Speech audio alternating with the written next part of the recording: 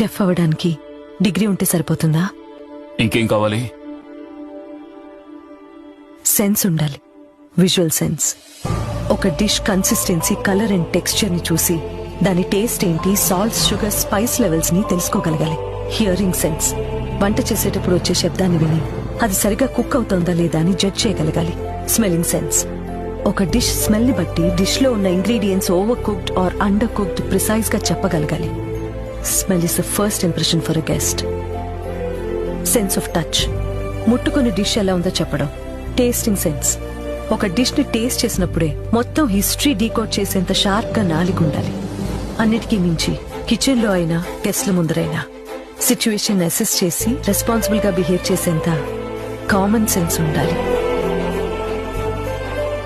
కడుపు నిండా అన్నం ఎవరైనా పెడతారు, కానీ రుచికరమైన వంట చేసి మనసుకు ఆనందం ఇవ్వాలంటే అదొక మంచి షెఫ్ వల్ల సాధ్యం.